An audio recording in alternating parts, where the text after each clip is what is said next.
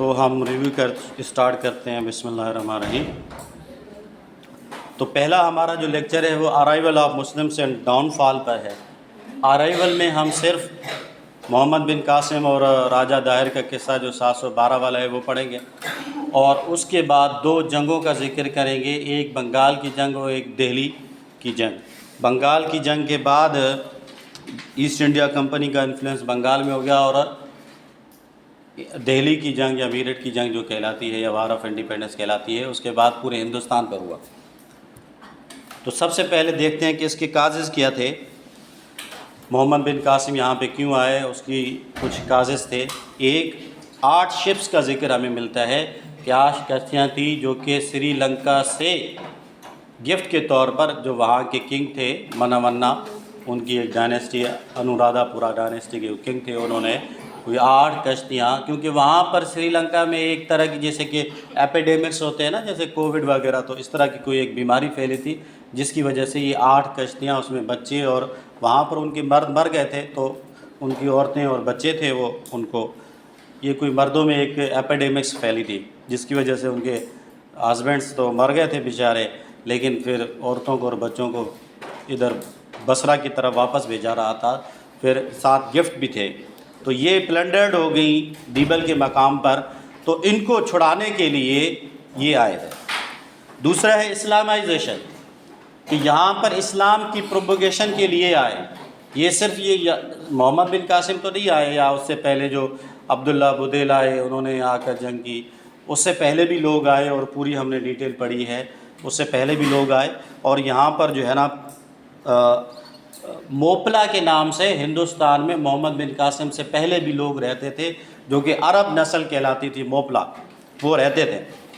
Trade policy, جیسے کہ میں نے کہا کہ یہ جو انڈین اوشن ہے، اس پہ امپورٹنٹ جو اورمز کی جو اسٹریٹ ہے یہ امپورٹنٹ تھی، اور یہاں سے عرب ساری تجارت یہی کرتے تھے، اور کشتیوں کے ذریعے سے تجارت ہوا کرتی تھی جو کہ پلنڈرڈ ہو جاتی تھی، خاص طور پر سندھ میں دیبل کے مقام پر. تو کیونکہ ان کی ایک مونوپلی چل رہی تھی عرب کی، تو وہ ان کی ٹریڈ کو ڈسٹرب کر رہے تھے، تو ہنڈرنس ہو رہی تھی ایک طرح کی، اور تو اس ہنڈرنس کو روکنے کے لیے بھی انہوں نے یہ کیا. اور ایٹیٹیوڈ آف راجہ دائر اور محمد بن قاسم، راجہ دائر اور حجاج، محمد بن قاسم کے انکل حجاج کا ایٹیٹیوڈ. جیسے کشتیاں پلنڈر ہو گئی، تو جو ناہید تھی ایک عورت، اس نے بنو یربوی قبیلے کی، انہوں نے ایک خط لکھا تھا حجاج کے پاس کہ ہماری ہیلپ کریں، تو انہوں نے رپلائی میں کہا تھا ہیئر آئی ایم، میں ابھی آپ کی ہیلپ کرتا ہوں. تو انہوں نے پھر عبداللہ اور بدیل پہلے بھیجے تھے، اور بعد میں محمد بن قاسم کو بھیجا تھا. اس سے پہلے انہوں نے جب خط لکھا تھا دائر کو، اور کہا تھا کہ یہ 8 کشتیاں اور عورتیں اور بچے ہمیں واپس کر دو، کیونکہ یہاں کے سندھ کے راجہ ہو تم، تو انہوں نے کہا تھا I don't have control over the pyrites. تو اس وجہ سے داہر کے اس ایٹیٹیوڈ کی وجہ سے حجاج کو غصہ آیا تھا. جیسے کہ میں نے اس کی کچھ اسٹوریز آپ کو بتائی تھی کہ کتنا ایگریسو قسم کا بندہ تھا، تو اس کی بڑا غصے والا تھا. اس کی وجہ سے محمد بن قاسم کو بھیجا گیا تھا، اور محمد بن قاسم کے آنے کی وجہ سے سندھ فتح ہوا ہے، اور راجہ دائر کو شکست ہوئی. یہاں پر مسلمانوں کی باقاعدہ طور پر گورنمنٹ بنی. تو سب سے پہلا جو نتیجہ نکلا وہ یہ نکلا کہ راجہ دائر کو شکست دی گئی، اور تاریخ کی کتابوں میں یہ ذکر کہیں نہیں ملتا کہ اس کو محمد بن قاسم نے قتل کیا تھا داہر کو. ایک کوئی اس کا سولجر تھا جس کو پتہ نہیں تھا کہ یہ راجہ داہر ہے، وہ غلطی سے اس نے قتل کر دیا تھا اس کو، کیونکہ ان کے پاس ایک سفید ہاتھی ہوتا تھا. یہ آج کل چائنا میں ملتے ہیں، انڈیا میں نہیں ہوتے. تو یہ یونیک قسم کا ایک ہاتھی تھا، سفید ہاتھی. اس پہ یہ کیونکہ جو چیز سفید ہوتی ہے تو اس کو دھوپ بھی زیادہ لگتی ہے. تو یہ جون کا مہینہ تھا جب یہ جنگ چل رہی تھی، جون جولائی میں جنگ چل رہی تھی. جون کے مہینے میں گرمی لگی ہو ہاتھی کو، تو انہوں نے دریا میں اتار دیا، اور پھر وہ ایک ملنگ آیا، اس نے بس تلوار چلائی اور مار دیا جو بھی دریا میں تھے. اس کو پتہ ہی نہیں چلا کہ راجہ دار کو اس نے قتل کر دیا. خیر،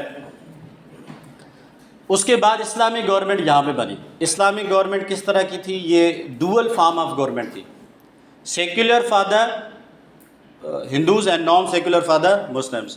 مسلمانوں کو پابند کیا گیا تھا کہ وہ اسلامی اصولوں کے مطابق ہی ان کو سزا دی جائے گی، جیسے کہ قرآن اور سنت کے مطابق ان کو سزا دی جائے گی، کیونکہ یہ فقہ حنفی کو فالو کرنے والے تھے. جیسے کہ آج پاکستان کا سب سے بڑا فقہ بھی یہی ہے، فقہ حنفی کو محمد بن قاسم فالو کرنے والے تھے، تو انہوں نے فقہ حنفی کو یہاں پر ایز شرعی اصولوں کے طور پر ان کو یوز کرتے، اس فقہ کو یوز کرتے تھے۔ اور جو نان مسلمس ہیں ان کے لیے کوئی کسی طرح کی مذہبی کوئی پابندی نہیں تھی، یہاں تک کہ 3% ایک بجٹ، آج آپ کے ایجوکیشن میں آپ کو 2.5% بھی بجٹ نہیں ملتا، تو 3% بجٹ جو ہے نا انہوں نے اس دور کا مقرر کر دیا تھا ریلیجیس پلیسز کے لیے، ریلیجیس ایکٹیویٹیز کے لیے۔ تو سندھ بیکم باب الاسلام، اور سندھ جو ہے یہ اسلام کا دروازہ بنا۔ یہ عام طور پر کہا جاتا ہے کہ محمد بن قاسم کی وجہ سے ہے، لیکن یہ ایسا نہیں ہے، کیونکہ اس کی میں نے آپ کو ڈیٹیل بتائی تھی تاریخ بغداد، تاریخ کبیر، دمشق الکبیر میں، تو خطیب بغدادی کی تاریخ میں یہ ذکر ملتا ہے کہ محمد صلی اللہ علیہ وسلم کے ٹائم پر بھی صحابہ آئے تھے، تو یہ صرف محمد بن قاسم کی وجہ سے سندھ کو باب الاسلام کہنا ٹھیک نہیں ہے۔ تو یہ یہاں سے پھر بعد میں جو اولیاء اللہ تھے یا صوفی حضرات تھے وہ آئے اور انہیں یہاں پر آ کر تبلیغ کی۔ محمد بن قاسم کی ڈیتھ سے ریلیٹڈ 2 بکس آتی ہیں، ایک چرچ نامہ کا ذکر ہے اور ایک فتوح البلدان کا۔ چرچ نامہ جو ہے یہ خاص طور پر چرچ یعنی کہ راجہ دائر کے والد کے نام پر لکھی گئی ہے، اور فتوح البلدان جو ہے ابو الحسن بلازری کی لکھی ہوئی ہے۔ چرچ نامہ میں یہ لکھا ہوا ہے کہ سوریا دیوی اور پرملا دیوی یہ 2 بیٹیاں تھیں راجہ دائر کی، جنگ کے بعد ان کو بھیجا گیا تھا خلیفے کے پاس، سلمان بن ملک کے پاس، تو انہوں نے پھر محمد بن قاسم پر یہ الزام لگایا تھا، اس الزام کے سلسلے میں اس کو قتل کر دیا گیا۔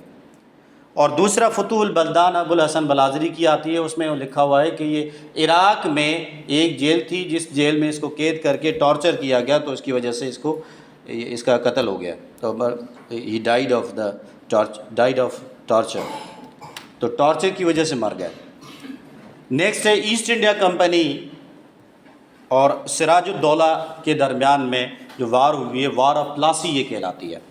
باغزر بھی ہوئی ہے بنگال کی طرف سے، دو جنگ، بنگال والوں نے 2 جنگیں لڑی ہیں، ایک باغزر اور ایک پلاسی، لیکن یہ امپورٹنٹ جنگ ہے اس میں، یہ فرسٹ وار آف انڈیپینڈنس بھی کہلاتی ہے کہ پہلی مرتبہ برطانیہ کے خلاف کسی نے جو جنگ کی تھی وہ یہی تھی۔ تو اس کے کازز کیا تھے؟ نو وزٹ نو گفٹس، تو جب Nawab Siraj ud-Daulah he became the Nawab of Bengal, تو ان کی طرف کوئی وزٹ ایسٹ انڈیا کمپنی والے نہیں کرتے تھے اور نہ ہی ان کو کوئی گفٹ وغیرہ دیتے تھے، تو جس کی وجہ سے یہ ایک طرح کی انسلٹنگ بیہیویئر وہ سمجھتا تھا سراج الدولہ۔ فورٹیفیکیشن، ان کے جو نانا تھے علی وردی خان، انہوں نے ایسٹ انڈیا کمپنی کو الاؤ کیا تھا کہ وہ بنگال میں ایسٹ انڈیا کمپنی بنا تو سکتے ہیں، ٹریڈ کر سکتے ہیں، لیکن وہ قلعہ نہیں بنا سکتے، فوجی چھاونی، آج کے دور میں فوجی چھاونی کا ہے، فوجی چھاونی نہیں بنا سکتے۔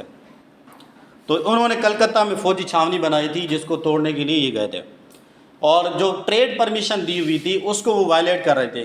ٹریڈ کی پرمیشن صرف ایسٹ انڈیا کمپنی کو ملی ہوئی تھی، لیکن انڈیویجول عام آدمی بھی کوئی انگریز اٹھ کے وہ بزنس کر رہا ہوتا تھا، تو یہ آپ بزنس والوں کو پتہ ہے، یہ کچھ ٹیرفس اور نان ٹیرفس ہوتی ہیں جو پروٹیکشنزم کہلاتی ہے، جس میں ہم ڈومیسٹک انڈسٹریز کو پروٹیکٹ کرنے کے لیے کچھ ٹیرفس لگاتے ہیں فارن انڈسٹریز پر، ٹیکسز لگاتے ہیں، ٹیرف کا مطلب ٹیکسز ہے۔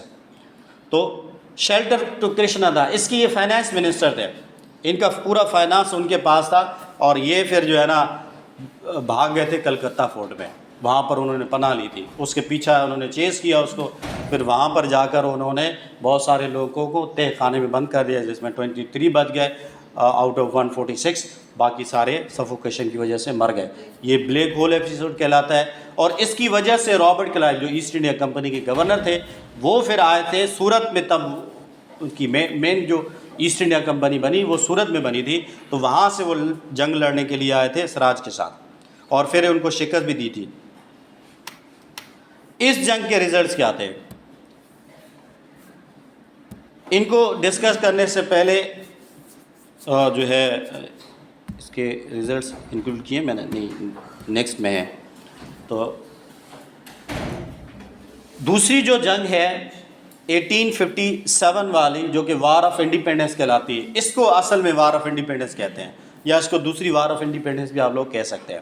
تو اس کے کاغذ کیا تھے؟ ایک تھا ڈاکٹرائن آف لیپس، کہ جس کنگ کے پاس، پرنس کے پاس اگر ذاتی بیٹا نہیں ہوگا وہ ایڈاپٹیڈ سن نہ ہو، جیسے کہ دوندو پنت یا نانا صاحب جن کو کہتے تھے، وہ پیشوا باجیراؤ مراٹھوں کے راجا تھے، ان کی ایڈاپٹیڈ سن تھے، تو اس طرح کے ان کو سلطنت ان سے چھین لی جاتی تھی.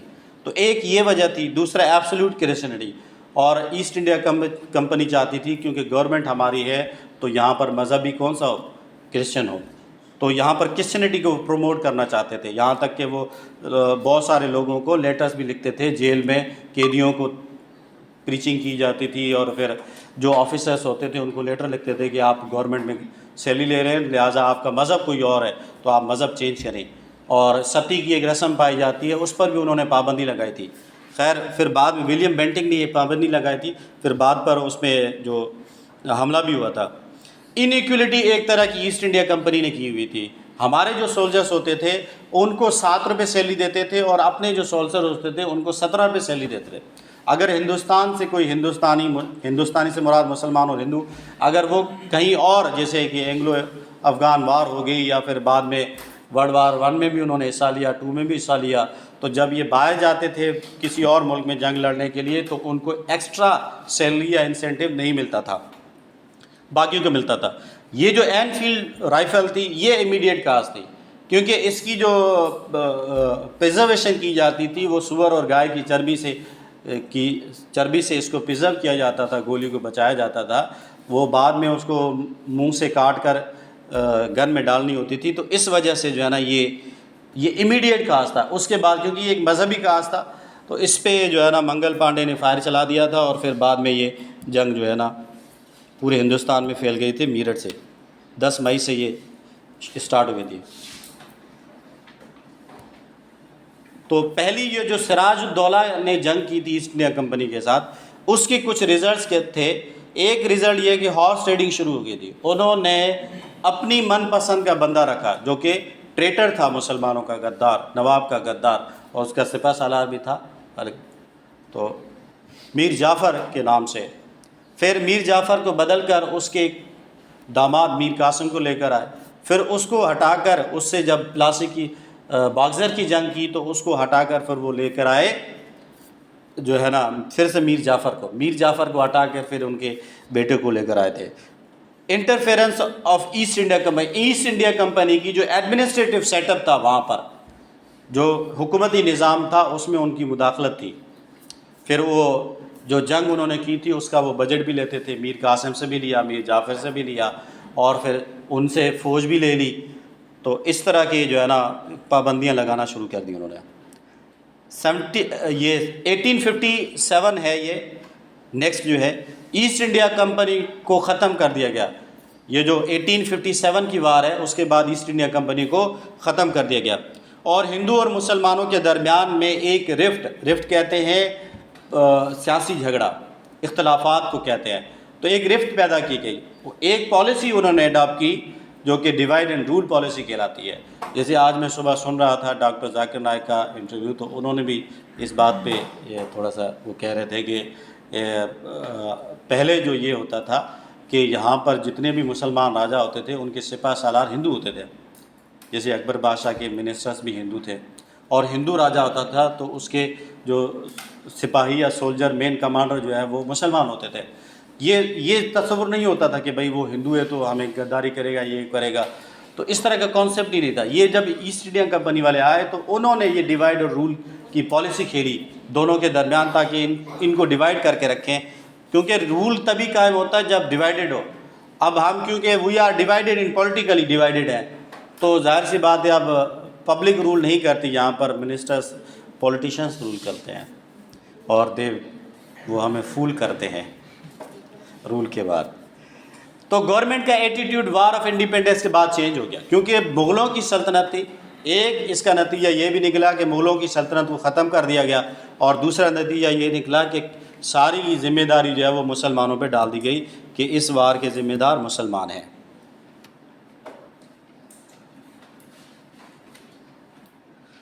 تو ہمارا جو نیکسٹ لیکچر ہے وہ ہے factors leading to Muslim separation. Muslims کی سیپریشن سے ریلیٹڈ جو فیکٹرز ہیں ان کو ہم دیکھیں گے. پہلا ہے ریلیجیس کانفلکٹ. یہ آج بھی چلتا ہوا آ رہا ہے. بعض لوگ، سارے تو نہیں لیکن کچھ اس طرح کے لوگ ہیں جیسے کہ ہر ملک میں کچھ فینیٹکس لوگ ہوتے ہیں، ایون ہمارے اسٹیٹ میں بھی ہیں.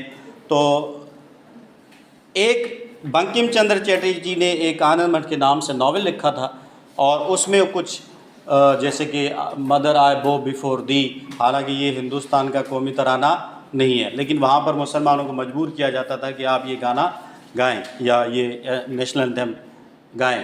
تو یہ نیشنل انتھم بیسیکلی انڈیا کا نہیں ہے، لیکن پھر بھی آج لوگوں کو مجبور کیا جاتا ہے. نیشنل انتھم ان کا گن من جے کے نام سے شروع ہوتا ہے. تو ریلیجیس بائیسز، جب پارٹیشن آف بنگال ہوا، 2 حصوں میں بنگال کو تقسیم کر دیا گیا، تو مسلمانوں کو فائدہ ہو رہا تھا ایسٹ بنگال میں، کیونکہ مسلمانوں کی پاپولیشن ایسٹ بنگال میں زیادہ تھی، جو بعد میں ایسٹ پاکستان اور پھر 1971 کے بعد بنگلہ دیش بنا. تو یہ ایسٹ بنگال جو ہے نا، اس میں مسلمانوں کی پاپولیشن زیادہ تھی، لہٰذا جب اس کو تقسیم کر دیا گیا تو دونوں کمیونٹیز کے درمیان میں ایک بائیس پیدا ہوا. اور یہ ہم سوشل سائیکولوجی میں پڑھیں گے، آپ تو وہ نا سوشل سائیکولوجی میں انشاءاللہ ہم پڑھیں گے، اس میں جو ہے نا ہم یہ اس کو ڈسکس کریں گے کہ یہ بائیسنس کیوں ہوتی ہے. بیکاز آف اسکرس ریسورسز بھی ہوتی ہے. ایک وجہ یہ کہ جب ریسورسز کم ہو تو کمپٹیشن ہوتا ہے ریسورسز کے لیے. تو یہ کیونکہ ریسورسز بنگلہ دیش ایک ہی پروونس تھا، تو ریسورسز کی وجہ سے بائیسنس پیدا ہوئی، مسلمانوں کو فائدہ ہو رہا تھا. پھر جو ایسٹ انڈیا یہ انڈین نیشنل کانگریس تھی، انہوں نے بائیک آؤٹ کیا تھا. ایون انہوں نے ٹرین کی پٹڑی بھی توڑ دی تھی تاکہ گورنر جنرل کو گرا دیا جائے. نہرو رپورٹ 1928 میں، اگست 1928 میں پبلش ہوئی تھی. اس کا پرائم پرپز یہ تھا کہ ایک یونائٹڈ کانسٹیٹیوشن ہندو اور مسلمانوں کی طرف بنا کے دے دیا جائے، کیونکہ لارڈ برکن ہیڈ جو کہ ہمارے foreign minister secretary of state تھے، انہوں نے چیلنج کیا تھا کہ بھئی یہ ہندوستان میں جو ہندو اور مسلمان ہیں، دے آر ڈیوائیڈڈ، یہ اپنے لیے ایک متحدہ کانسٹیٹیوشن نہیں بنا سکتے، ایک یونائٹڈ کانسٹیٹیوشن جس کو سارے مانتے ہو نہیں بنا سکتے، کیونکہ دے آر ڈیوائیڈڈ. تو یہ چیلنج قبول کیا تھا انہوں نے. پھر 7 ممبر کمیٹی ایک بنی تھی، اس میں 2 مسلمان تھے، اور اس کمیٹی نے نہرو رپورٹ پبلش کی تھی. اس نہرو رپورٹ میں کچھ ریزرویشن تھی قائد اعظم کو، جیسے کہ 1/3 ریپریزنٹیشن کم سے کم نیشنل اسمبلی میں. آج نیشنل اسمبلی میں اس میں لیجسلیٹو کونسل کہلاتی تھی، اس میں ہمیں 33% دیا جائے، جو کہ ان کو ریجیکٹ کر دیا گیا تھا. اردو کی بجائے ہندی کو قومی زبان قرار دیا گیا تھا. تو اور فیڈرل فارم آف گورنمنٹ کی جگہ یونٹی فارم آف گورنمنٹ دیا گیا تھا. تو یہ کچھ چینجز تھی جو قائد اعظم نے پروپوز کی تھی، لیکن وہ ٹرن ڈاؤن ہو گئی. تو قائد اعظم نے پھر اپنا فارمولا جو کانسٹیٹیوشنل فارمولا دیا تھا، جو کہ 14 پوائنٹ کہلاتا ہے 1929 میں. اور اس کے بعد ہندو مشنریز. کانگریس کی جب گورنمنٹ بنی 1937 میں، انڈین ایکٹ 1935 کے بننے کے بعد، جب کانسٹیٹیوشن بننا ہے تو اس کے لحاظ سے الیکشن بھی ہوتی ہیں. الیکشن ہوئی، کانگریس جیت گئی، انہوں نے میجارٹی پروونسز میں گورنمنٹ بنائی. جب گورنمنٹ بنائی تو یہ گورنمنٹ مسلمانوں کے اگینسٹ بھی تھی. اس میں ایک ذاکر تھے، ذاکر نائک تھے، یہ والے نہیں، وہ اس دور کے والے. تو انہوں نے ایک ودیا مندر اسکیم کے نام سے ایک اسکیم بنائی، جہاں پر ہمارے جو ہیروز تھے ان کو ولن کر دیا گیا، اور ان کے جو ہیروز ولن تھے، جیسے مسلم جن کو ولن سمجھتے تھے ان کو ہیروز کر دیا گیا. کیونکہ وی ہیو ڈفرینٹ ہسٹریز. جن کو ہم ہیرو مانتے ہیں وہ ان کو فو مانتے ہیں، دشمن مانتے ہیں، اور جن کو ہماری ہسٹری میں دشمن سمجھا جاتا ہے ان کو وہ ہیرو سمجھتے ہیں.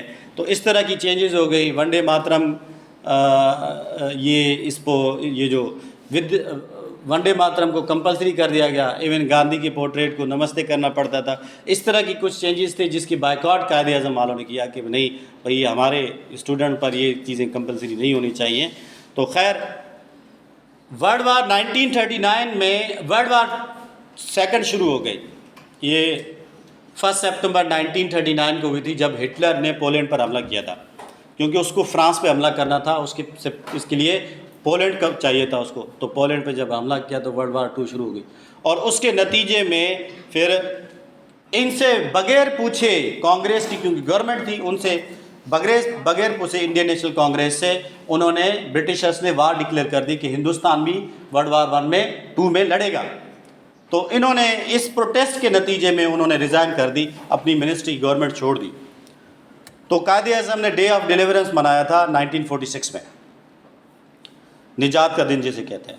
آئیڈینٹی کانفلکٹس یہ تو شروع سے لے کر مسلمانوں میں چلتا آ رہا ہے. 1000 سے لے کر 1001 سے لے کر جب یہ ایبجیکٹر آف اسکالرز محمود غزنوی، جنہوں نے 17 حملے ہندوستان پر کیے تھے، تو وہ اپنے ساتھ جو ہے نا البیرونی کو لائے تھے. انہوں نے پھر اپنی کتاب میں اس کا ذکر کیا، اس میں ڈفرینسز، کلچر کے ڈفرینسز کو ذکر کیا، جو کہ بیسیکلی جو ہے نا ایک طرح کی آئیڈینٹیز بن جاتی ہیں. پھر بعد میں 1858 میں سر سید احمد خان نے دو قومی نظریہ دیا تھا، تو یہی آئیڈینٹی کانفلکٹ تھا. اور ایون جو ہماری گاندھی اور اس کے درمیان میں، قائد اعظم کے درمیان میں ٹاکس ہوئی، وہ بھی اسی وجہ سے فیل ہو گئی.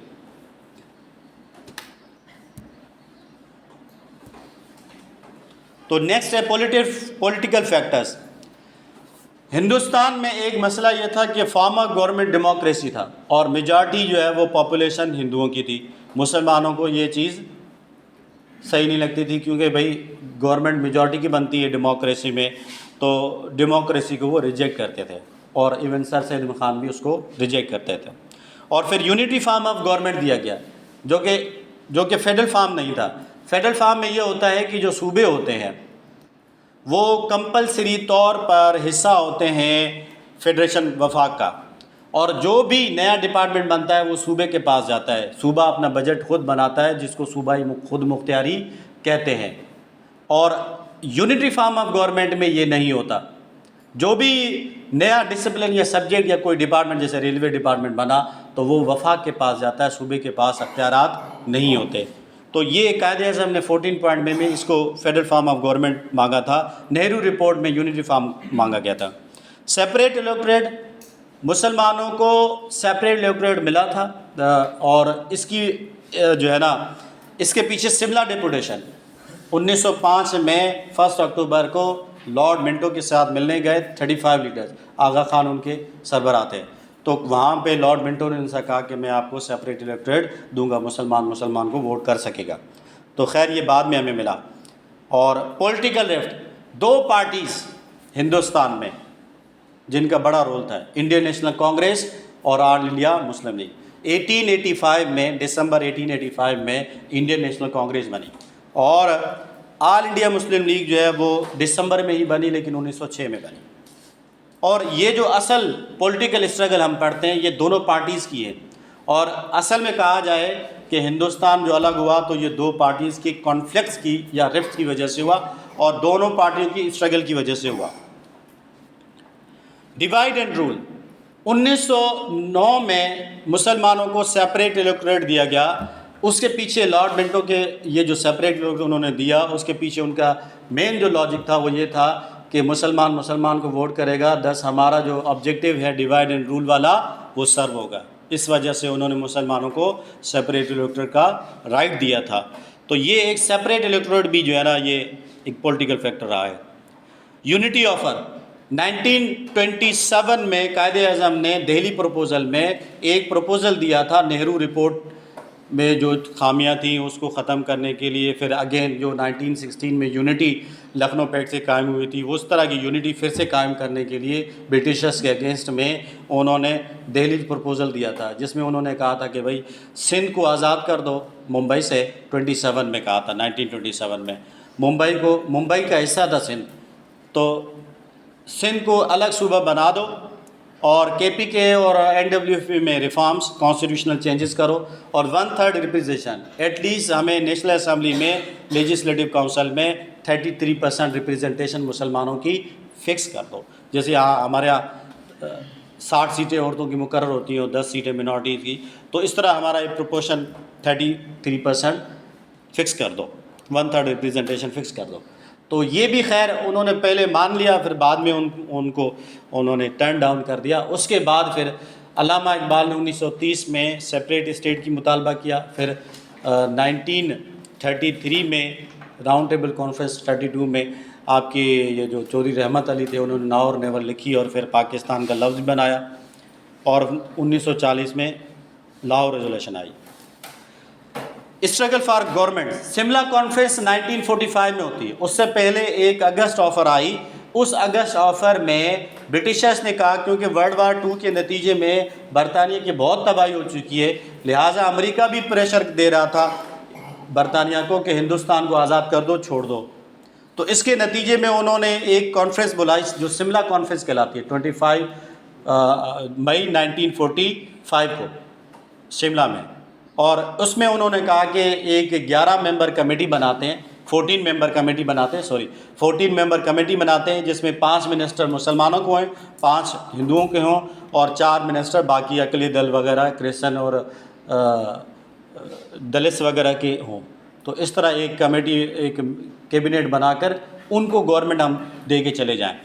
तो वहाँ पर एक मसला ये आ गया कि वहाँ पर जो सदर थे इंडियन नेशनल कांग्रेस के, वो अबुल कलाम आज़ाद थे, वो भी मुसलमान, और यहाँ पर ऑल इंडिया मुस्लिम लीग के जो सदर थे वो भी कायद-ए-आज़म, ये भी मुसलमान। उन्होंने कहा भाई हम मुसलमानों के नुमाइंदे हैं। अबुल कलाम ने कहा हम मुसलमानों के नुमाइंदे, देखो इंडियन नेशनल कांग्रेस सारे हिंदुस्तानियों की जमात है, हिंदू या मुसलमानों सब की जमात है, और वो सेक्युलर थी, उसमें सारे 7 उसके सदर जो है वो मुसलमान रहे हैं। तो हमारी मुस्लिम लीग में एक भी सदर हिंदू नहीं रहा। खैर जो है ना, तो उन्होंने फिर चैलेंज कर दिया, और फिर बात इलेक्शन में पहुंच गई। इलेक्शन में फिर मुस्लिम लीग जीत गई, और उन्होंने साबित कर दिया कि मुसलमानों की जमात कौन सी है, मुस्लिम लीग है। तो struggle for independence, quit India movement शुरू हुई। जब गांधी ने कहा कि हिंदुस्तान छोड़ दो, तो कायद-ए-आज़म ने मुतालबा किया नहीं, डिवाइड एंड क्विट, पहले हिंदुस्तान को तकसीम करो, मुसलमानों का जो हिस्सा है वो उन्हें दो, और फिर चले जाओ। इस पे मेरा एक शेर है, मैं वो कहता हूँ, गर खुदा की ज़मीन पर हक तुम्हारा भी है, तो आधा हिंदुस्तान तुम रखो, आधा हमारा भी है। तो ये तो खुदा की ज़मीन है, किसी की ज़ाती मिल्कियत नहीं है। कल को हो सकता है भाई इस तरह के लोग, जैसे बंगाली हमसे वो कर गए, तो पाकिस्तान में बहुत सारी इस तरह की तहरीकें चल रही हैं, तो लोग कुछ भी हो सकता है। खैर कायद-ए-आज़म ने कहा था there is no power on earth that can undo Pakistan. ये तो कंट्रोल जेड होता है ना, हाँ, तो ये नहीं हो सकता। पार्टीशन प्रपोजल्स, तो फाइनली ये जो नतीजा निकला, ये जो 2 कॉन्फ्लिक्ट्स, सोशल इतने इम्पोर्टेंट नहीं है, पॉलिटिकल और रिलीजियस इम्पोर्टेंट है, जिसकी वजह से हिंदुस्तान को तकसीम कर दिया गया। तो पहले लाहौर रेजोल्यूशन मुस्लिम्स ने एक ऑल इंडिया मुस्लिम लीग के प्लेटफार्म पर पहली मरतबा पाकिस्तान का एक रियासत का मुतालबा किया, नॉर्थ ईस्ट और नॉर्थ वेस्ट में। फिर अगस्त ऑफर में भी ये मुतालबा उनका समहाउ मान लिया गया, जब उन्होंने ब्रिटिशर्स ने अगस्त ऑफ़र दी थी। उन्होंने कहा था कि हम हिंदुस्तान के छोड़ के चले जाएंगे, लिहाजा जो है ना आप हमें सिर्फ एक काम करें कि वर्ल्ड वार 2 में हिंदू और मुसलमान अपनी फ़ौजें लोगों को दे दें, फतवा दे दें मुसलमान के भाई फ़ौज में जा सकते हैं, वर्ल्ड वार 2 लड़ सकते हैं वगैरह वगैरह, तो हम आपको आज़ादी दे देंगे। कैबिनेट मिशन प्लान, ये ब्रिटिशर्स का दूसरा फार्मूला। उन्होंने कहा था कि 3 ग्रुप्स में हिंदुस्तान को बांट के हम चले जाएंगे, ए, बी और सी में। तो ए ग्रुप जो है वो हिंदुओं को दिया गया, और बी और सी मुसलमानों को दिया गया, और उसके बाद नतीजा ये निकला कि पाकिस्तान आज़ाद हो गया, इंडिपेंडेंस 1947 में, 14 अगस्त 1947 में। लेक्चर नंबर 4, मैंने कोशिश ये की है कि जो है ना कुछ चीज़ें इनको समराइज़ भी कर दें और कम भी कर दें, तो इसमें आपको इसका क्रक्स मिलेगा सारे कॉन्स्टिट्यूशन का। जब पाकिस्तान आज़ाद हुआ तो एक कॉन्स्टिट्यूएंट असेंबली बनी, जिसका काम क्या था, मुल्क के लिए कानून बनाना। लेकिन पाकिस्तान 9 साल के बाद एक पहला कानून बनाता है 1956 वाला। पाकिस्तान को कॉन्स्टिट्यूशन बनाने में 9 साल लग गए, और उन्होंने 3.5 साल में उन्होंने कॉन्स्टिट्यूशन अपना बना लिया था। अल्दो उनके पास ऑलरेडी ब्रिटिशर का कॉन्स्टिट्यूशन कुछ था, जिससे उन्होंने गाइडेंस ली और अडॉप्ट किया, उसको पाकिस्तान में अडॉप्ट किया। लेकिन पाकिस्तान क्योंकि एक इस्लामिक कंट्री था, तो उसकी रिक्वायरमेंट्स डिफरेंट थी। तो ऑब्जेक्टिव रेजोल्यूशन आई, जिनमें ऑब्जेक्टिव्स आउटलाइन दी गई कॉन्स्टिट्यूशन की, फिर उसी आउटलाइन से ये कॉन्स्टिट्यूशन बनाया गया। अब जो ऑब्जेक्टिव रेजोल्यूशन है वो भी इनमें आ जाती है, और आपके तीनों कॉन्स्टिट्यूशन भी आ जाते हैं। एक मेरा वीडियो बना हुआ है जो मैंने कैडेट्स के लिए बनाया था, वो मैं आपको शेयर कर देता हूँ कि किस तरह ये 4 टॉपिक 1956 का कॉन्स्टिट्यूशन, 1962 का, 1973 का और ऑब्जेक्टिव रेजोल्यूशन, उन सब का एक ही जवाब है, बस एक ही है, बिल्कुल कॉमन। उसमें जो चीज़ें हैं वो उसमें डिस्कस की, वो मैं आपको बाद में शेयर करता हूँ। तो पहला है फॉर्म ऑफ गवर्नमेंट। 1956 और 1973 में फॉर्म ऑफ गवर्नमेंट पार्लियामेंट्री था, यानी कि प्राइम मिनिस्टर और प्रेसिडेंट दोनों होंगे। बस इतनी डिटेल लिखने की ज़रूरत नहीं है, पार्लियामेंट्री फॉर्म में बस ये होता है कि प्राइम मिनिस्टर और प्रेसिडेंट दोनों होते हैं। और प्रेसिडेंशियल फॉर्म में सिर्फ प्रेसिडेंट होता है, प्राइम मिनिस्टर نہیں ہوتا. ٹھیک ہے. اور ہاؤسز کتنے تھی؟ پہلے اور دوسرے کانسٹیٹیوشن میں 1950-62 میں ایک ہی ہاؤس ہوتا تھا جو کہ آپ کا نیشنل اسمبلی جسے ہم کہتے ہیں. اور دوسرے کانسٹیٹیوشن جو ہے وہ آپ کا بائی کیمرل تھا جس میں 2 ہاؤس ہیں، آج بھی ہیں، نیشنل اسمبلی اور سینیٹ کہلاتے ہیں. اور پہلے 2 کانسٹیٹیوشن میں یونی کیمرل تھا. نیم آف اسٹیٹ کا نام کیا تھا؟ یہ تینوں کانسٹیٹیوشن میں سیم ہے، Islamic republic of Pakistan. 23 March 1956 کو پاکستان کا نام اسلامک ریپبلک آف پاکستان رکھا گیا. تو نیشنل لینگویج جو ہے پہلے 2 کانسٹیٹیوشن میں اردو اور بنگالی تھی، کیونکہ بنگالی ہم سے الگ نہیں ہوئے تھے. تو تیسرے کانسٹیٹیوشن میں صرف اردو ہے کیونکہ وہ بنگالی ہم سے الگ ہو گئے. اور ریئل ایگزیکیوٹو جو ہے پہلے کانسٹیٹیوشن میں بھی پرائم منسٹر ہوتا ہے، آلدو پریزیڈنٹ بھی اس کے اندر مزہ تھا، لیکن اصل پاور جو گورنمنٹ چلانے کے ایڈمنسٹریٹو پاور، جیسے ہمارے پاس ایڈمن ہوتا ہے نا، تو یہ ایڈمن اس کے پاس ایگزیکیوٹو یا ایڈمنسٹریٹو پاور ہوتے ہیں، تو وہ ادارے کی جو جتنے بھی کام ہوتے ہیں وہ وہی کرتا ہے. اور نیکسٹ جو ہے وہ پریزیڈنٹ ایگزیکیوٹو پریزیڈنشیل فارم میں پریزیڈنٹ کے پاس پاور ہوتے ہیں. پرائم منسٹر کے پاور بھی اسی کے پاس ہوتے ہیں اور پریزیڈنٹ کے پاور بھی اسی کے پاس ہوتے ہیں، جیسے امریکہ میں ہوتا ہے. اور 1973 کے کانسٹیٹیوشن میں جو کرنٹ کانسٹیٹیوشن ہے اس میں پرائم منسٹر کے پاس پاور ہوتے ہیں، اور یہ ہیڈ آف گورنمنٹ اور ریئل ایگزیکیوٹو کہلاتا ہے. ہیڈ آف گورنمنٹ اور ریئل ایگزیکیوٹو. اور پریزیڈنٹ جو ہے وہ ہیڈ آف اسٹیٹ اور ٹیٹولر کہلاتا ہے. ٹیٹولر جو ہے نا وہ ایگزیکیوٹو کہلاتا ہے، یعنی کہ ریئل نہیں ہوتا. میتھڈ آف الیکشن کیا تھا؟ Direct voting. یہ آپ کو کانسیپٹ پتہ ہے کہ ڈائریکٹ ووٹنگ کا مطلب ہے پبلک ووٹ کرے، جب بس اتنا سا پبلک ووٹ کرے منسٹرز کو، منسٹرز ووٹ کرے پرائم منسٹر کو، یہ ہے ڈائریکٹ ووٹنگ. انڈائریکٹ ووٹنگ جو ہے 1962 کے کانسٹیٹیوشن میں تھا. یہاں پر پبلک منسٹرز کو ووٹ نہیں کرتی تھی، نہ پریزیڈنٹ کو ووٹ کرتے تھے، بلکہ یہ 80,000 BDs بیسک ڈیموکریٹس، ناظم، نائب نائب کونسل، میئر وغیرہ ہوتے تھے جن کو ووٹ کرتی تھی پبلک، پھر یہ آگے جا کر ووٹ کرتے تھے. اور پھر آج ہمارے پاس یہی ڈائریکٹ ووٹنگ ہے، پبلک ووٹ کرتی ہے، کیونکہ ڈیموکریسی میں یہی ہوتا ہے کہ پبلک کی کانسنٹ لی جاتی ہے. ووٹنگ از بیسیکلی کانسنٹ، کہ آپ جو ہے نا وہ اس کو ووٹ دیتے یا نہیں دیتے. تو میں کہتا ہوں بھئی کربلا کے واقعے سے ہمیں ایک ہی بات سمجھ آتی ہے، مجھے تو یہی سمجھ آتی ہے کہ جس کو آپ کرپٹ دیکھیں اس کو ووٹ نہ دیں. ہاں، آپ سے پوچھا جائے گا بھائی، یہ بھی امانت ہے. اور جوڈیشری تینوں کانسٹیٹیوشن میں انڈیپینڈنٹ ہے. اب انڈیپینڈنٹ کا مطلب یہ نہیں ہے کہ آزاد ہے بس جو بھی چاہے وہ کرے گی. انڈیپینڈنٹ کا مطلب ہے کہ ایگزیکیوٹو اور لیجسلیٹو سے آزاد ہے، کیونکہ گورنمنٹ کے 3 آرگنس ہیں نا، لیجسلیٹو نیشنل اسمبلی اور سینیٹ، ایگزیکیوٹو پرائم منسٹر، ٹھیک ہے نا، اور پریزیڈنٹ اس میں اس کو شامل کر دیں، اور تیسرا ہے جوڈیشری. تو جوڈیشری ان 2 سے آزاد ہے.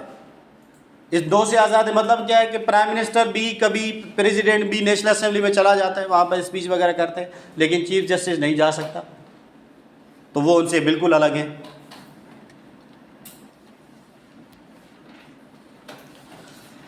لیکچر نمبر 5، اس میں 3rd لیکچر کو ہم نے اسکپ کر دیا ہے، آئیڈیالوجی والے کو، تو وہ شامل میں نے اس میں بھی نہیں کیا.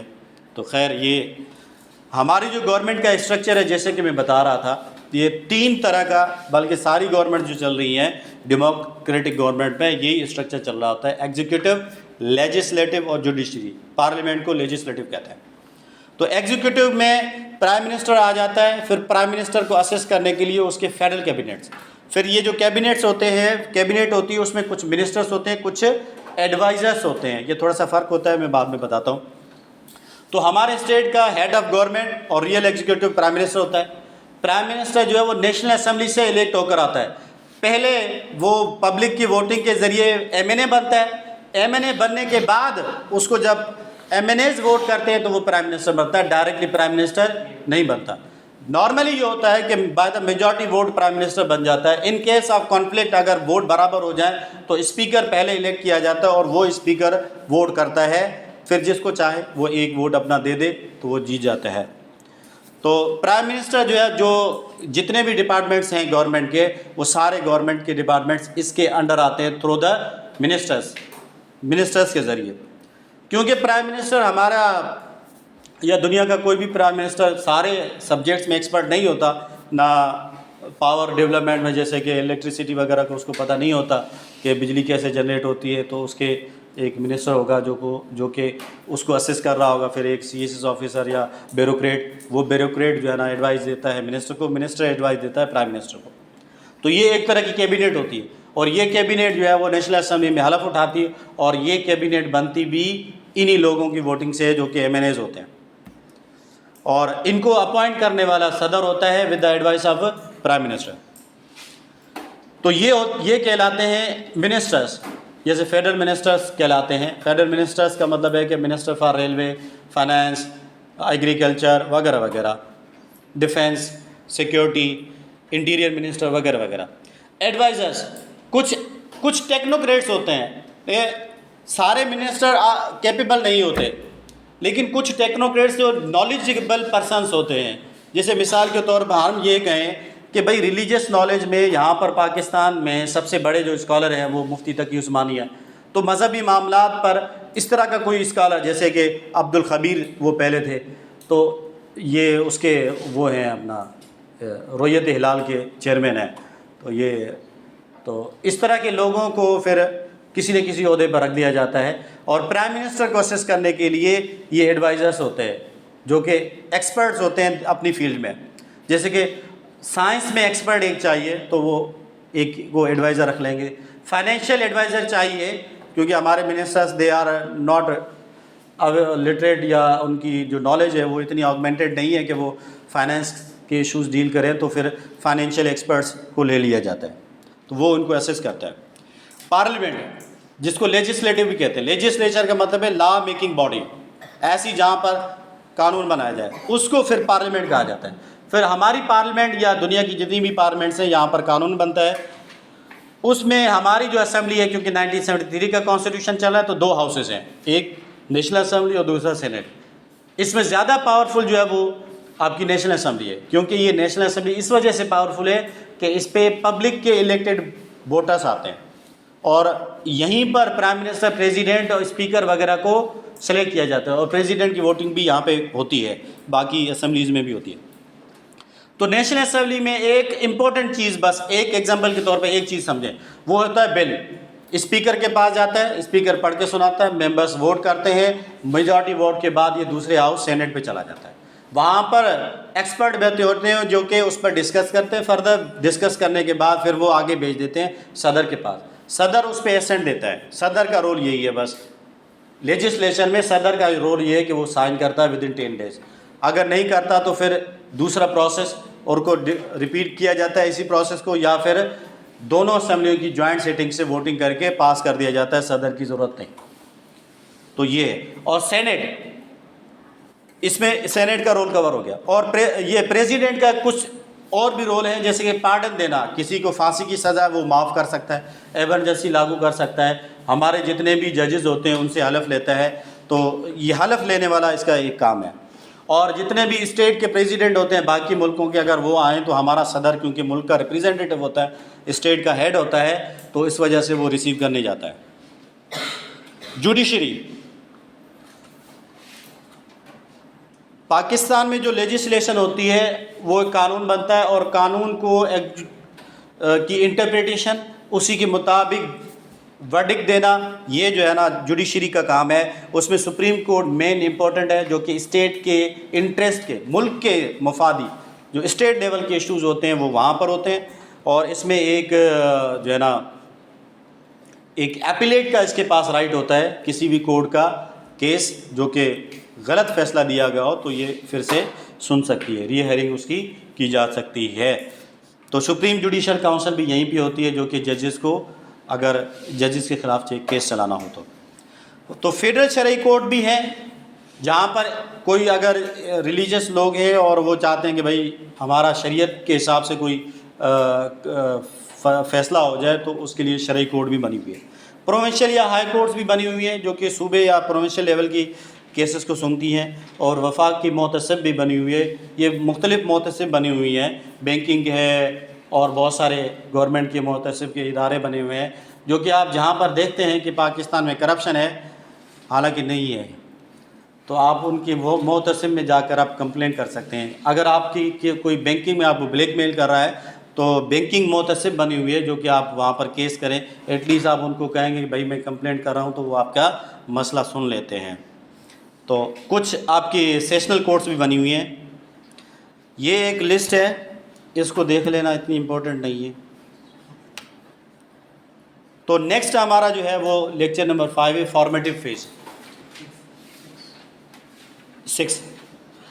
تو فارمیٹیو فیز کا 1947 ٹو 1958، 1947 میں پاکستان کے پہلے پرائم منسٹر لیاقت علی خان تھے، اور انہوں نے جو پرابلمز فیس کی تھی ان میں ارلی پرابلمز بھی آ جاتی ہیں، جیسے پاکستان کے پانی کا مسئلہ آ گیا، یہ آگے آئے گا، کشمیر کا مسئلہ آ گیا، اسی طرح جو ہے نا بجٹ پاکستان کے پاس کم تھا جو ہم نے دیکھا، پاکستان کے پاس آفیسز نہیں تھی، پاکستان کے پاس کیپٹل نہیں تھا۔ تو سب سے پہلے یہ پاکستان کی جو انیشیل پرابلمز تھی وہ انہوں نے فیس کی، اور کیپٹل کیونکہ پاکستان کے پاس بنا نہیں ہوا تھا، آلریڈی برٹشرز کا بنا انڈیا میں دہلی میں تھا، تو انہوں نے وہاں پر کیپٹل بنا لیا، لیکن پاکستان کے پاس کیپٹل بنا نہیں ہوا، تو لہٰذا سندھ گورنمنٹ نے ان کو سندھ اسمبلی آفر کی تھی، تو وہ پروونشل اسمبلی سندھ کو لے کر انہوں نے کیپٹل بنا دیا تھا۔ پاکستان سے ریلیٹڈ ایک اوپینین پایا جاتا تھا جو کہ کچھ بلیو کرتے تھے کہ پاکستان پھر سے ختم ہو کے مرج ہو جائے گا، ٹھیک ہے، اخنڈ بھارت کے نام سے یہ نظریہ پایا جاتا تھا۔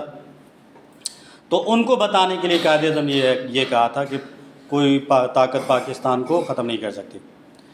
کشمیر کا مسئلہ یہ بھی 1948 میں شروع ہوا تھا، اور جنگ ہوئی تھی اس پہ، 1949 میں اس پہ ریزولوشن بھی آئی کہ بھائی جو پبلک ہے اس سے ووٹ لیا جائے گا، اور پھر اس کے بعد فیصلہ کیا جائے گا کہ وہ پاکستان میں شامل ہونا چاہتے ہیں یا نہیں۔ تو کشمیر کا مسئلہ ابھی تک سالو نہیں ہوا۔ انڈیا نے جو ہے نا وہ یونیلیٹرلی 5 اگست 2019 کو انہوں نے جو ہے نا کشمیر کو 2 صوبوں میں تقسیم کر دیا، اور وہاں پر انہوں نے گورنمنٹ بھی بنا دی، وہ فل کنٹرول کر رہے ہیں اس کو۔ 1948 میں انڈیا نے پاکستان کا پانی بند کر دیا تھا، کیونکہ اوپر سے آتا ہے کشمیر سے، اور کشمیر ان کے قبضے میں ہے، تو پاکستان کے پاس جب وہ چاہتے ہیں تو زیادہ پانی دے دیتے ہیں، اور جیسے 2010 میں زیادہ آیا تھا، یہ بورڈ تو اگر وہ چاہتے ہیں تو کم کر دیتے ہیں، کیونکہ ان کے پاس گیٹ وہاں پہ لگا ہوا ہے۔ حالانکہ انٹرنیشنل لا یہ ہے کہ جو اپر ریپیرین ہے وہ لوور ریپیرین کا پانی نہیں کر سکتی، کیونکہ جو اوپر ریاست ہے اس کے پاس اگر پانی کا کنٹرول ہے تو وہ نیچے والی ریاست کا پانی بند نہیں کر سکتی، کیونکہ انسان مر جائیں گے یہاں پر۔ تو یہ انٹرنیشنل لا ہے، اس لا کے تحت یہ فیصلہ کیا گیا تھا، پھر پانیوں کو بانٹ دیا گیا۔ کانسٹیٹیوشنل پرابلمس تھیں ان کے ٹائم پر، لاہور ریزولوشن تو پاس ہو گئی، لیکن پھر بھی کانسٹیٹیوشن وہ نہیں بنا پائے لیاقت علی خان۔ اور ان کے ٹائم پر قائد اعظم محمد علی جناح جو کہ پاکستان کے بانی، فادر اور قوم کے رہبر تھے، ان کا انتقال ہو گیا، اور پھر بعد میں ان کا بھی انتقال ہو گیا، بلکہ کر دیا گیا انتقال۔ اور نیکسٹ جو ہے نا خواجہ ناظم الدین ہیں، ان کا خاص اتنا امپورٹنٹ رول نہیں ہے، لیکن ان کے دور میں لاہور میں ماشاءاللہ لگا تھا 1953 میں، اور قادیانیوں کا مسئلہ جو ہے نا یہ ان کے دور میں اٹھا تھا، اور کیونکہ انہوں نے اس کو ڈیل صحیح سے نہیں کیا تھا تو گورنر جنرل غلام محمد نے ان کو ہٹا دیا تھا۔ اور بنگال کی کنٹروورسی بھی ان کے ٹائم پہ ہوئی تھی کہ وہ اردو کا جو مطالبہ تھا بنگالی کر رہے تھے، انہوں نے خود یہ بنگالی ہونے کے باوجود اردو کو سپورٹ کیا، اور پھر وہاں پر ان کو کہہ دیا کہ Urdu should be the national language of Pakistan. Third prime minister ان کا بڑا امپورٹنٹ رول ہے ہسٹری میں، محمد علی بوگرا، یہ پاکستان کے فارن منسٹر تھے۔ خواجہ ناظم الدین کو ہٹانے کے بعد تیسرے پرائم منسٹر محمد علی بوگرا کو لے کر آئے۔ محمد علی بوگرا نے ایک فارمولہ دیا تھا 1954 میں، یہ بوگرا فارمولہ کہلاتا ہے۔ اس بوگرا فارمولہ میں پیریٹی قائم کی تھی، ایک ریپریزنٹیشن کا جو ایشو تھا اس میں ایک پیریٹی قائم کر دی۔ پھر پرائم منسٹر پریزیڈنٹ کا جو مسئلہ تھا وہ بھی حل کر دیا کہ ایک کے پرائم منسٹر ہوگا تو دوسرے کا پریزیڈنٹ ہوگا، تو اس طرح انہوں نے وائس ورسا کر کے یہ بھی مسئلہ سالو کر دیا۔ بنگالی کو اور اردو کو پیرالل نیشنل لینگویج کر دیا، تو یہ مسئلہ حل ہو گیا۔ اور پہلی جو کانسٹیٹوئنٹ اسمبلی تھی وہ ڈیزالو ہو گئی انہی کے ٹائم پر، اور یہ جو ہے گورنر جنرل غلام محمد نے کیا تھا آرٹیکل 9, 10, 10A, 10B کے خاتمے کی وجہ سے، اور پروڈا ایکٹ کو ختم ہونے کی وجہ سے انہوں نے ان کو اسمبلی کو ہی ختم کر دیا تھا. پھر بعد میں یہ کیس چلا گیا جو مولوی تمیز الدین کیس کہلاتا ہے. سندھ اسمبلی نے فیور میں فیصلہ دیا تھا, اسپیکر تھے یہ مولوی تمیز الدین, ان کے فیور میں کہ گورنر جنرل اسمبلی کو ڈیزالو نہیں کر سکتا. لیکن یہ پھر کیس چلا گیا سپریم کورٹ کے پاس. جیسے میں نے کہا کہ سپریم کورٹ کے پاس اپیلیٹ رائٹ ہوتا ہے کہ وہ کیس کو پھر سے سن سکتی ہے. تو یہ جو ہمارے گورنر جنرل تھے یہ کیس لے کے گئے فیڈرل کورٹ کے پاس. تب یہ سپریم کورٹ فیڈرل کورٹ کہلاتی تھی, اور فیڈرل کورٹ کے ہمارے جو چیف جسٹس تھے جسٹس منیر, انہوں نے جو ہے نا ڈاکٹرائن آف نیسیسٹی کی بنیاد پر کہ ملک کو ضرورت ہے کی بنیاد پر جو ہے نا ان کے حق میں فیصلہ دے دیا. اس کے بعد پاکستان میں یہ مسئلے شروع ہو گئے بہت سارے. 1 یونٹ اسکیم بھی انہوں نے انٹروڈیوس کروائی تھی 1955 میں. حالانکہ اس پر عمل جو ہے وہ ہمارے چوتھے پرائم منسٹر محمد علی نے کیا تھا ویسٹ پاکستان ایکٹ کے نام سے. تو پہلا آپ کا جو ہے نا سیکنڈ کانسٹیٹیوئنٹ اسمبلی انہوں نے بنائی. پہلی جو ہے نا وہ بنی تھی آزادی کے بعد, دوسری انہوں نے بنائی جس نے جا کر پاکستان کا پہلا قانون بنایا تھا, کیونکہ کانسٹیٹیوئنٹ اسمبلی کا کام کیا تھا, قانون بنانا. اور ویسٹ پاکستان ایکٹ یہ جو 1 یونٹ تھا یہ قانونی حیثیت اس کو نہیں تھی کہ سندھ صوبہ ایک پورا یہ والا ویسٹ پاکستان ایک صوبہ ہو اور ایسٹ پاکستان یہ دوسرا صوبہ ہو. پورے ملک کو 2 صوبوں میں تقسیم کر دیا جائے. ویسے تو 4 صوبے تھے اس میں یہ آپ کا بلوچستان صوبہ نہیں تھا, 1971 میں بنا. تو 3 صوبے یہاں تھے اور 1 صوبہ وہاں تھا. تو یہ تھوڑی سی ریپریزنٹیشن میں ایشو آ رہے تھے. اس وجہ سے اس پورے پاکستان ویسٹ پاکستان کو ایک صوبہ کر دیا گیا اور ایسٹ پاکستان کو ایک دوسرا صوبہ کر دیا گیا. اس کو قانونی حیثیت دے گئی 1955 میں 30 سپٹمبر 1955 میں ویسٹ پاکستان ایک کے نام سے. اور پھر 7 اکتوبر 1958 میں یہ کیونکہ 4th ہمارے جو گورنر جنرل تھے اسکندر مرزا تھے, یہ تیر کے سامنے جو تصویر ہے اسکندر مرزا تھے. تو جب 1956 کا کانسٹیٹیوشن بنا تو یہ جو ہے نا ہمارے صدر بننے کے پہلے صدر, تو انہوں نے پھر یہ جو ہے نا گورنمنٹ کو ڈیزالو کر دیا تھا 7 اکتوبر 1958 کو انہوں نے ماشاء اللہ لگا دیا تھا. Lecture number 7 political development 1958 to 1969. جیسے میں نے کہا کہ 1958 میں اسکندر مرزا نے ماشاء اللہ لگایا.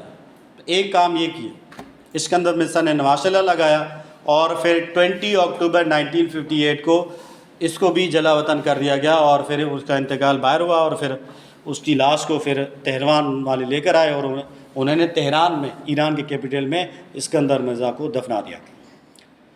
کیپٹل آف پاکستان, پاکستان کی کیپٹل کا ایشو. ایک تو یہ کراچی کے پورٹ کے قریب ہونے کی وجہ سے, ایک بزیسٹ سٹی ہونے کی وجہ سے, بہت مصروف کیپٹل تھا اس وجہ سے, اور دوسرا کلائمیٹ ٹھیک نہیں تھا اس وجہ سے ایوب خان نے ڈیسائیڈ کیا کہ اس کیپٹل کو شفٹ کر دیا جائے, اور پھر انہوں نے 1966 میں اس کو شفٹ کیا تھا اسلام آباد میں. اسلام آباد کے کیپٹل کے فادر ہیں, فادر آف اسلام آباد کیپٹل, فاؤنڈر آف اسلام آباد کیپٹل. 1962 کا کانسٹیٹیوشن انہوں نے بنایا تھا. پاکستان کی تاریخ کا ایک واحد صدارتی کانسٹیٹیوشن, پریزیڈنشل کانسٹیٹیوشن انہوں نے بنایا تھا. اور 1965 کی وار انہوں نے انڈیا سے لڑی تھی, اور پھر یہ کوئی 17 دن یہ جنگ چلی تھی, اور 17 دن کے بعد جو باقی ملک تھے, کیونکہ war is not a good option for the human beings, peace is obviously. یہ جو باہر کے انگریز ہیں یہ لبرلس ہیں, اور لبرلس پیس کو پروموٹ کرتے ہیں, وار کو نہیں. تو اس وجہ سے باہر والے پریشر ڈالتے ہیں اسٹیٹس پر کہ بھئی آپ لوگ ایگریمنٹ کریں. تو تاشکند ایگریمنٹ ہوا تھا 10 جنوری 1966 کو تاشکند ازبکستان کی کیپٹل میں, اور وہاں پر یہ ہمارے ایوب خان تھے اور لال بہادر شاستری انڈیا کے پرائم منسٹر, انہوں نے یہ ایگریمنٹ سائن کیا تھا جس میں انہوں نے کہا تھا کہ 5 اگست کی پوزیشن کو واپس چلے جائیں گے, جو ایریاز کیپچر کیے وہ ریٹرن کر دیے جائیں گے, اور ہر کوئی اپنی جگہ پہ قائم رہے گا جہاں پر پہلے فوج تھی. ایوب خان کا رول ختم ہو جاتا ہے کہ 25 مارچ 1969 کو انہوں نے پاور ٹرانسفر کر دی یحییٰ خان کو, اور Yahya Khan became the next chief martial law administrator of Pakistan. اور ایوب خان کے خلاف کیونکہ بہت سارے اکانومک جو فیملیز تھیں, کوئی 22 یا 21 خاندان تھے جو کہ پورے پاکستان کی اکانومی کو ہولڈ کر کے رکھ رہے تھے, اور لیبر کلاس, اسٹوڈنٹس کی کلاس, ان کے پروٹیسٹ تھے مسلسل, اور Zulfikar Ali Bhutto he was the foreign minister of Ayub Khan, اور انہوں نے بھی تاشکند ایگریمنٹ کو لے کر بہت ساری کرٹیسزم کی ان پر، اور پبلک میں جا کر روٹی کپڑا اور مکان کا نعرہ لگایا، اور 1967 میں انہوں نے یہ پارٹی بھی بنائی تھی اپنی. تو خیر پاکستان پیپلز پارٹی کی بنیاد رکھی، اور پھر انہوں نے ایوب خان کے اگینسٹ میں پروٹیسٹ کیے، اور پھر ایوب خان کو ریزائن کرنا پڑا. انہوں نے پھر ریزائن کر کے پاور ٹرانسفر کر دیے نیکسٹ کے پاس. تو